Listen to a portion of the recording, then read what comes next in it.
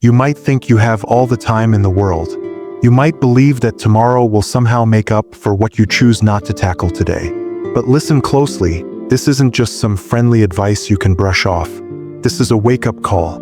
The life you're crafting right now stands as a testament to the choices you're avoiding. Each excuse you make is like another brick laid down at an awkward angle. If you keep living your days like someone dodging a bill, one day you'll wake up to find that the debt has consumed your entire existence. So wake up. Time isn't a gentle stream that flows endlessly. It's a sharp blade that cuts with a cold, unyielding precision. Marcus Aurelius echoes through the ages, reminding us that you have control over your mind, not the events around you. Understand this, and you'll discover true strength. That control is the only currency that truly counts. Everything else, money, comfort, relationships, status, are just embellishments.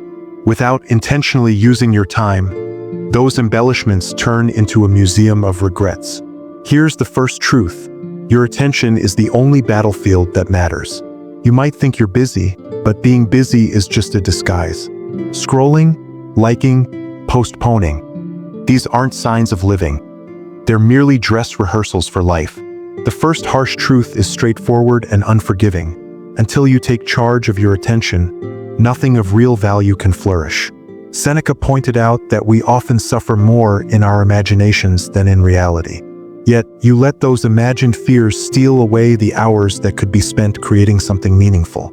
Every hour lost to distraction is an hour you'll never reclaim. Picture your future self, that voice in your head at 60 asking, "What did you do with my time?" If your answer is filled with excuses, don't be surprised if he's not pleased. Truth number 2. Discomfort is the workshop of your character. You've probably been conditioned to steer clear of friction. Society markets ease as if it's a miracle cure, but in reality, ease can lead to a soft demise. The Stoics recognized that pain is a teacher dressed in tough lessons. Epictetus hit the nail on the head when he said, "It's not what happens to you, but how you react to it that counts." If you respond with cowardice, you'll end up feeling empty. But if you muster even a bit of courage, you start to carve out a meaningful life. The real work, the kind that builds skills, earns respect, and fosters inner strength, lies just beyond discomfort. Embrace it. Learn to appreciate the ache that comes with progress. If you keep shining the surface while ignoring the foundation, your monument will crumble at the first sign of trouble. Truth number 3. Intentions are meaningless without rituals. Saying, "I'll start Monday," is just a public display of faith in a future you can't control. True individuals ground themselves with rituals so simple they might seem childish. A morning dedicated solely to your work. An evening reserved for reflection. A firm decision not to kick off the day by comparing yourself to others' curated lives. Marcus Aurelius didn't wait for inspiration. He established practices that made him unshakable. You can mimic those small daily actions until they become a force stronger than any mood or temptation. Don't romanticize spontaneity. It's often just a cover for laziness. Truth number 4. Relationships either propel you forward or drag you into shallow waters. Much of your social life can feel like a slow leak. Friends who cheer on your excuses aren't true friends. They're accomplices in your decline. Love that demands you to be less than your true self is nothing short of theft. The Stoics taught that your circle should be lean, fierce, and honest. Let go of those who gauge your worth by how comfortable they feel. Hold on to those who tell you the truth, even when it stings, because truth is the only tool that can cut away the rot. If you cling to flattering lies, you'll find yourself stuck. But if you choose sharp company, you'll keep moving forward. Truth number 5. External success can't fill an internal void. You might stack up awards and still feel empty inside. Many men chase after titles, followers, and applause, thinking these will solve their problems. Spoiler alert, they won't. A life built just to impress others is like a house of cards, ready to collapse. Marcus Aurelius had it right when he said that the world's applause is like grass that withers away. Instead, focus on building what can't be taken from you, your character, your habits, and your unshakable calm. No amount of wealth, follower count, or romantic partner can fill the gap left by a restless mind.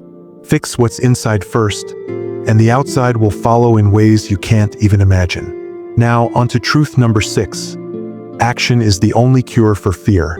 You might find yourself waiting until you feel ready or hoping for perfect conditions that will never come.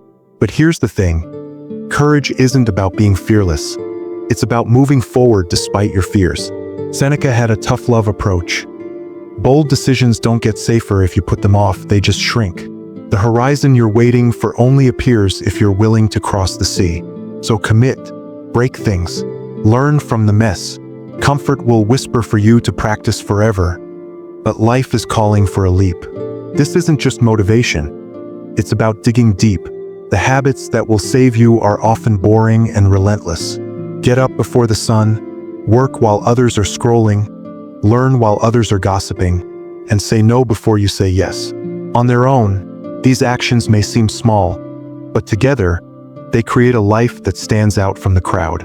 If you're looking for a radical change, protect your mornings. Dedicate those first hours to work, reading, or just being in silence. If you can't manage that, you're not truly building. You're daydreaming.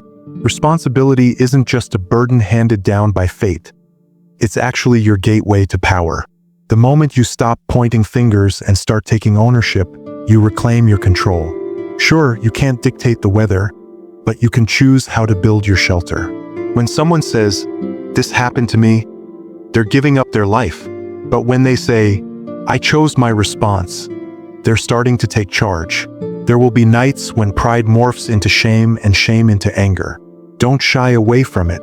Pain acts as a mirror. Examine it closely until you see the patterns emerge. Those patterns are your roadmap. You don't need more motivation. You need more honesty. Stop the leaks, distractions, noise, the pursuit of perfection, and waiting. Replace them with 2 essentials. Create something every day that challenges you, and spend time in solitude each week. Make it a point to craft something daily that costs you something. And once a week, sit in silence and confront yourself. These 2 habits can transform coal into diamonds. Much of your pain is just recycled. A Stoic doesn't avoid it, he practices facing it. Embrace rejection until it becomes easier. Intentionally fail until failure feels normal. That's how you build muscle and character. Time is unforgiving. What you don't utilize turns into regret. Break your future down into tasks and tackle the mundane until it becomes art. Repetition shapes your destiny. Losing people and comfort is okay. If something can't withstand your growth, it was a cage. The tough part is staying consistent and facing disapproval for speaking the truth. Don't just respond. Take action. Commit to one thing for 30 minutes and keep at it. Empires are built one refusal at a time. You will trip up. Learn from it and keep moving forward.